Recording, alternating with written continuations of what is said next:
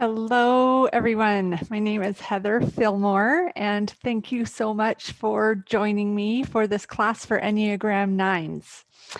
This is all for nines who struggle with getting together with other people. If you're like me, here's me. I think I'm a social nine, but I love to get together with other people. I actually look forward to it, and I arrange gatherings with other people a lot, but they also stress me out. So I end up thinking about it and ruminating about it afterwards forever. And I spend a lot of time overthinking things and trying to make everybody happy. So even though I love to get together with other people, I also struggle sometimes. And so I've learned some really valuable things that help me to enjoy them more. And I'm here to share those things with you. I am a certified life coach. I was trained at the Life Coach School, which helps the coaches who are trained there help their clients to be able to solve their problems at the level of their thoughts. So I don't tell people exactly what to do, but more like I give them different perspectives and way to think about things so that they can feel better and have more useful actions and results in their lives that they want. So I work specifically with peacemakers or Enneagram Nines because I am one myself and I'm doing this work myself. And I can really relate with my clients and share with them all of these different perspectives that have really helped me. I was a life coach for about a year before I even learned about the Enneagram. And then I started studying the Enneagram and figured out what my type was. And I loved how it all started coming together because I was already a curious observer of my thoughts because of what I had learned as a coach and as someone who had been working with coaches. But I also had a lot of guilt and shame that I had upon myself because I thought that I should be different. And the Enneagram really helped me to see that the reason that I show up certain ways is because of the way that my core desires and my core fears are making me show up just automatically. And as I learned that was just because of my story that I had, adopted in my life, and that I could really work on that perspective and, questioning the way that I've always thought of things. It helped me to use the tools that I learned as a life coach and being coached by life coaches and put it together with that awareness to get better results, even then better than before.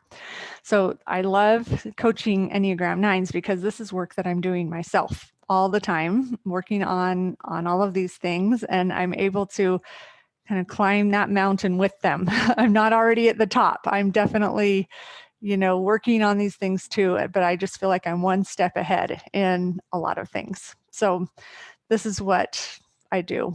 And I'll tell you what, family time used to really exhaust me, even though I loved being with my family. When I say family, I mean like my family of origin or my husband's family.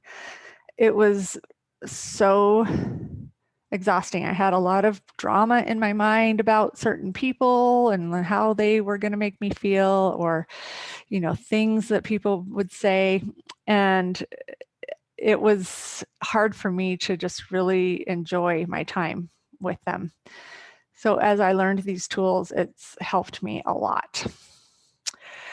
So what I'm going to be sharing with you today are three main things. First of all, I'm going to share with you why gatherings with either family or friends or coworkers or anyone can be really hard for Enneagram Nines. Then number two, how to override each of these reasons in our minds so that we can really make it amazing for ourselves and just have a good time and enjoy our people. And then number three, how you can work with me. I'll share that at the end. So first of all, why it's hard for us as nines to really be present with the groups of people. And why does being with family specifically feel hard for us? I'm not saying it's hard for all nines, because that's not true at all.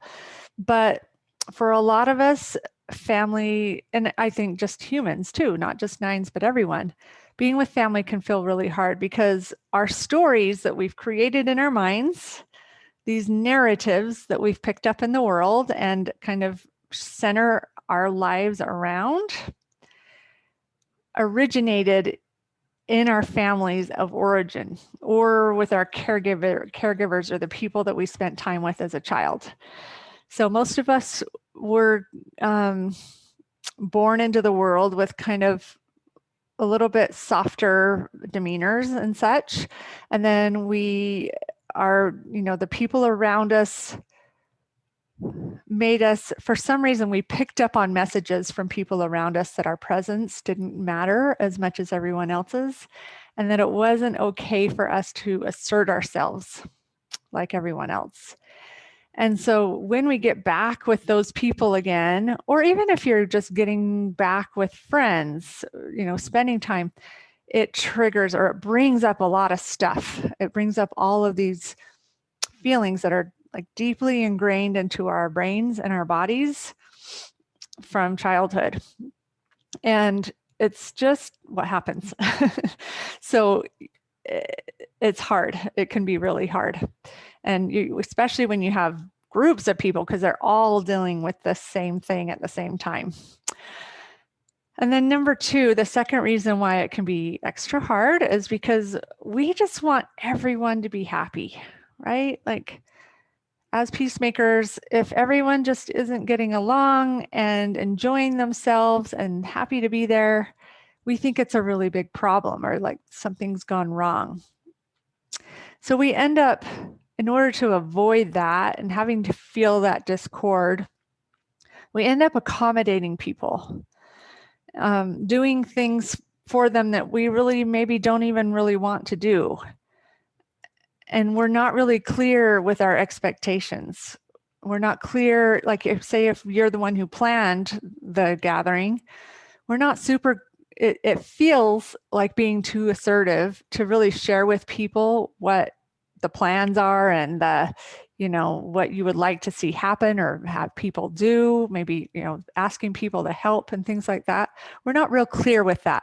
And so we end up doing it ourselves and people pleasing and then resenting afterwards and just feeling that yucky, mad feeling at the end. And then number three, we kind of have this limited reserve or this limited amount of energy when it comes to being around people. Most of us are introverts, or at least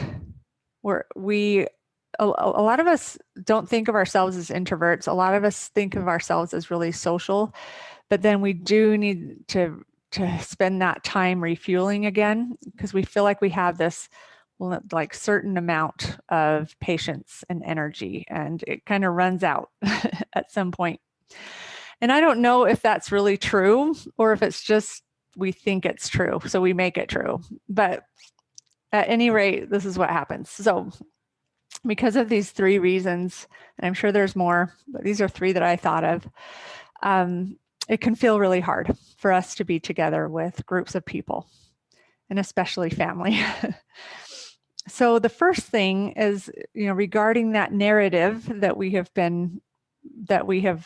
taken upon ourselves and adopted and kind of centered our whole perspective around, is first of all, just knowing that our nineness or our tendencies to be peacemakers and stay quiet and not assert ourselves, or thinking that our presence doesn't matter, that's just a story. And we want to be able to, we want to, first of all, notice that that story isn't even necessarily true. It's something that we've made up in our minds, and we've practiced it over and over and over and over again, so much that it's all we see, and we don't see it any other way.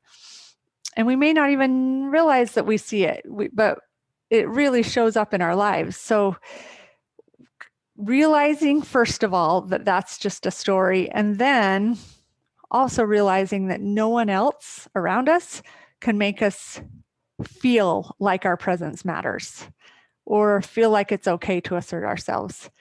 That has to come from us, from within us. Like, even if expecting your parents to say, you're amazing, you have just as much talent as your sister or whatever. No matter what they say to you, you're not going to believe it unless you create that for yourself first. So that's the work that really, really needs to be done, is this work of rewriting this narrative.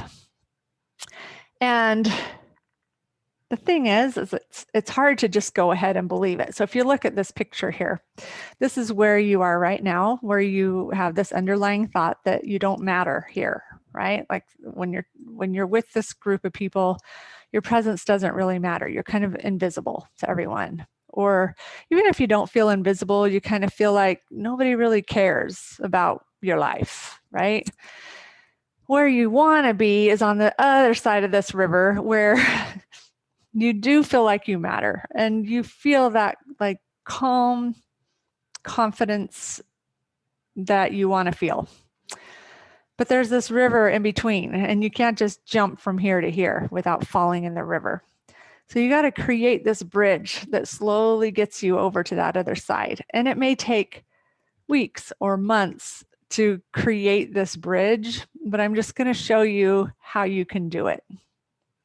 First of all, you want to start with this thought, like really practice this thought and this reminder that you exist and that you can regard yourself as a human being in the world. It seems really simple. I mean, it's like, of course I know that I exist.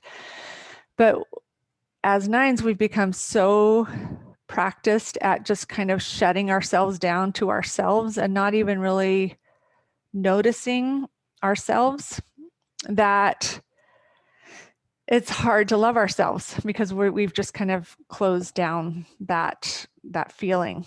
So you want to start practicing this thought of there I am. Just throughout the day, whenever you're walking past the mirror or whenever you are, have a moment just to stop for a minute, when you're feeling stressed out or anxious about something, it's bringing your awareness back to yourself and just saying, there I am, there I am, there I am, just in a very matter-of-fact way. There's no meaning attached to it. There's no, guilt or shame, or I don't like this about myself, or I hate that I just said that. All it is just there I am. And you want to just keep practicing that over and over and over again. So as soon as you come to get really practiced at that thought, then you can go to this next level, which is thinking to yourself, this is what mattering feels like. We don't know what it feels like. We don't remember what it feels like to really be seen and appreciated and included and liked or loved or cherished by other people. Because even though people have tried, most people try to tell us these things like, I really like you, or I'm so glad that you're part of this group. It's kind of like it just rolls right off of us and it doesn't truly sink into our being. So the way that you can access this again and allow it to yourself to really feel it is to take yourself back to a time when you're with someone. So think of someone that really, really makes you feel seen. Maybe it's a best friend or a roommate or a sibling or somebody that just gets you. And when they give you a compliment, you don't just shrug it off. Like, you really believe that they mean it. You're not thinking that they're just saying it just because they're saying it. And you're feeling that true feeling of being appreciated. So close your eyes, think about that person. Hopefully you have someone in your life that helps you that you feel this way when you're with them. And go into your body and think about what that feels like to feel appreciated and seen and liked or loved. Describe that feeling to yourself. Does it feel expansive? Does it feel warm? Would you feel it in your chest or your heart? I was working with a client the other day and she felt it kind of down in her solar plexus area, like underneath her, like her abdomen area. Where do you feel it? Ask yourself that and just kind of try to describe that feeling of being liked or loved. I feel it in my heart. I feel my heart, this area here just kind of expanding out and reaching out. It's kind of like I'm connecting with that other person and just allowing myself to soak in that feeling. So feel it in your body and let it sink in and let it link it to that longing feeling or that feeling of hurt or being outside and not being included, not being noticed.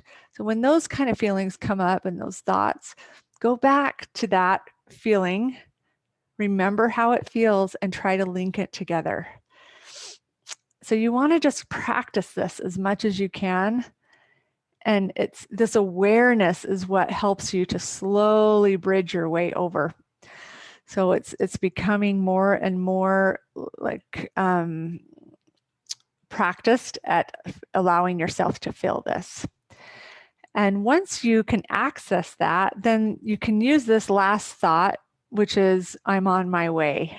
So it's kind of like you're right here. You can see where I have my cursor on here. You're right here, and you just have a little bit of a jump to make to get to the other side of the bridge of mattering. And in your mind, you're thinking, okay, I know what this feels like. I'm on my way. I'm almost there. And it kind of gives you this momentum, like, here we go. We're almost to that place.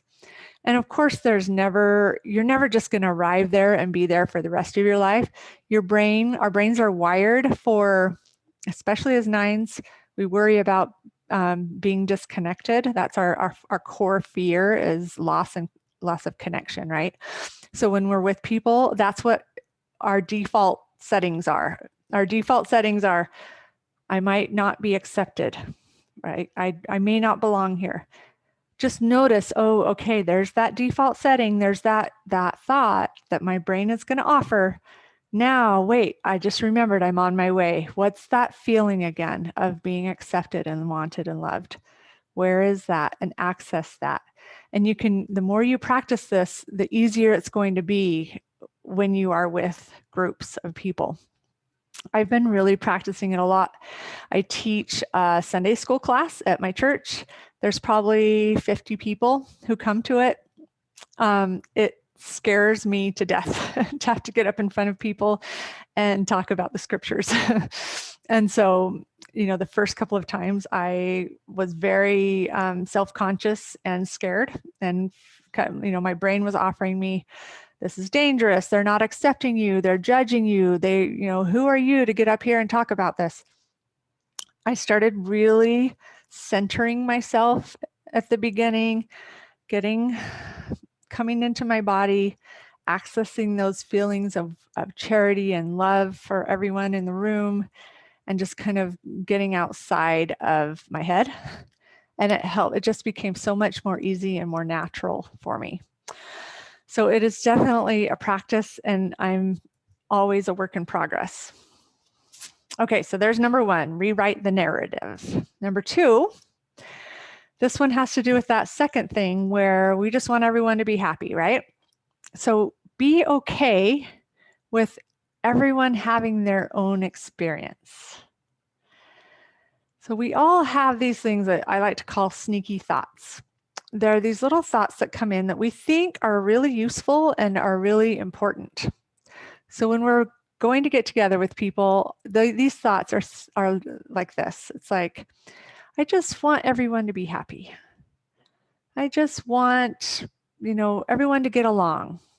I want my mom not to be stressed out.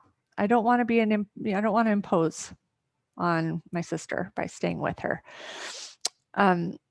All of these thoughts we think are really helpful and useful, but they're actually not useful at all because, first of all, there's no way that we can control other people's experience. We can try, like we can do like this picture, this guy is helping his mom with the dishes.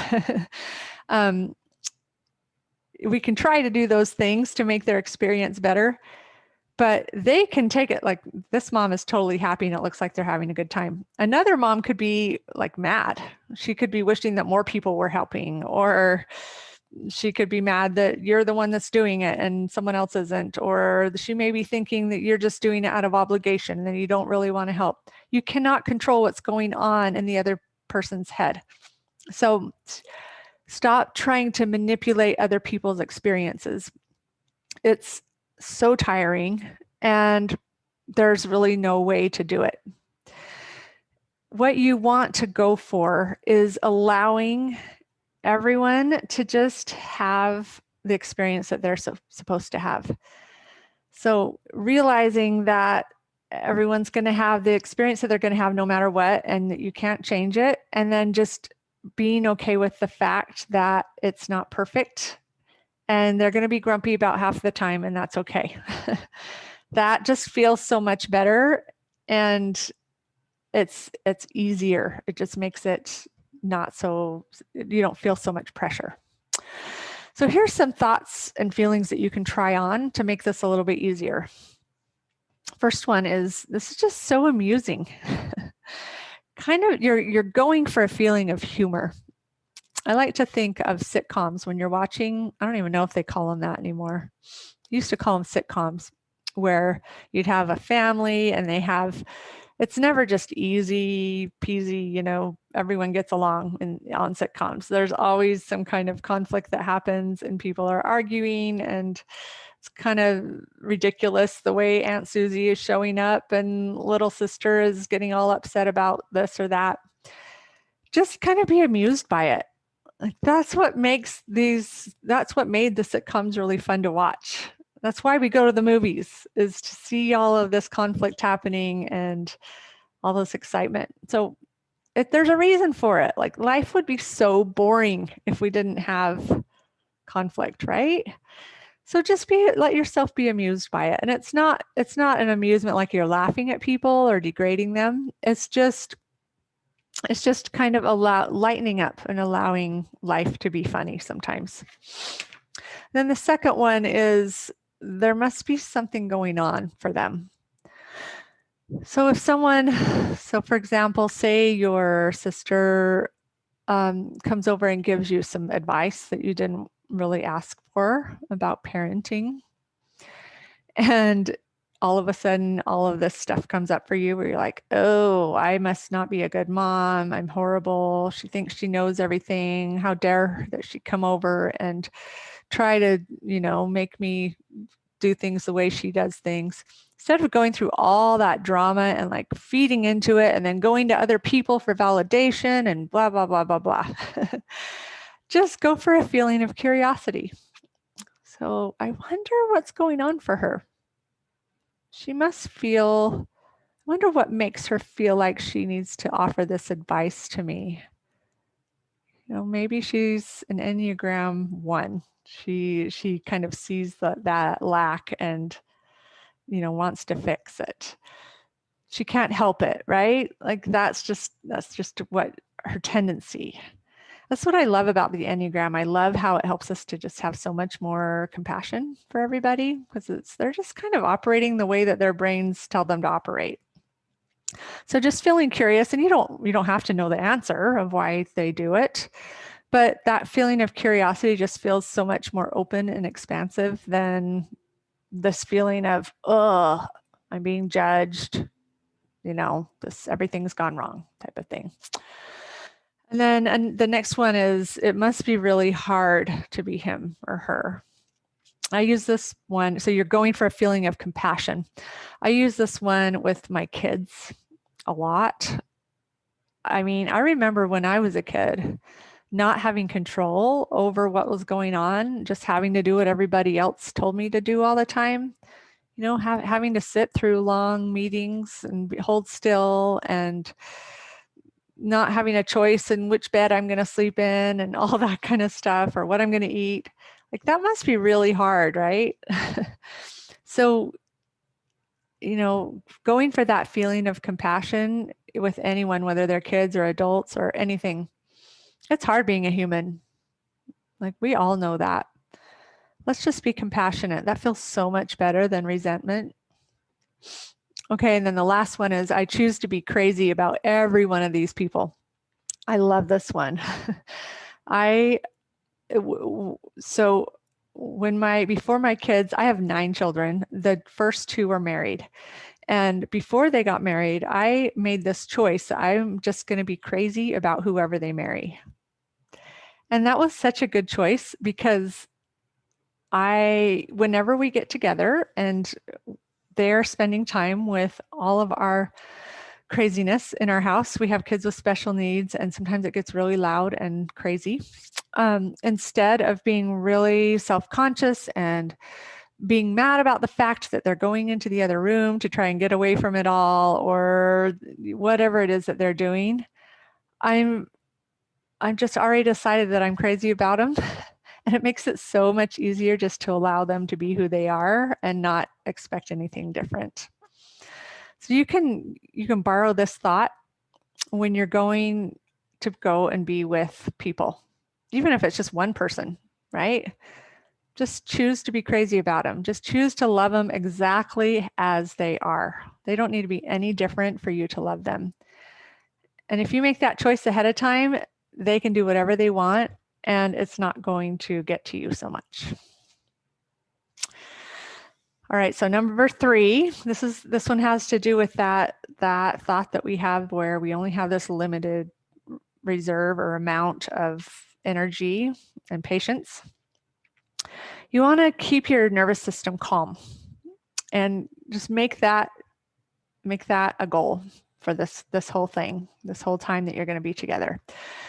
So first of all, just take little breaks to refuel, but don't use them to buffer. So when I mean buffer, I mean numbing yourself from your emotions. You want to be able to feel all your emotions. So that second one, be willing to feel irritated and grumpy and all those things, but also loving yourself through it and taking a little time just to regroup and calm yourself down.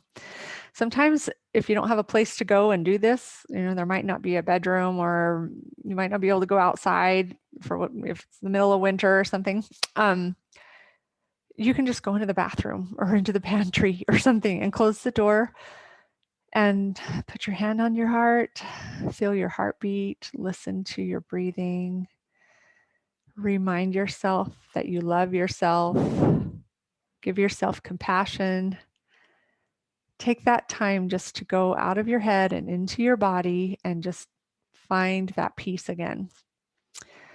It may only be a minute or 2, but if you need to take 15 minutes or 30 minutes, go ahead and take it. Just be aware of when you are avoiding everyone so that you don't have to feel emotion, because that's what we do as 9s. We don't want to do that.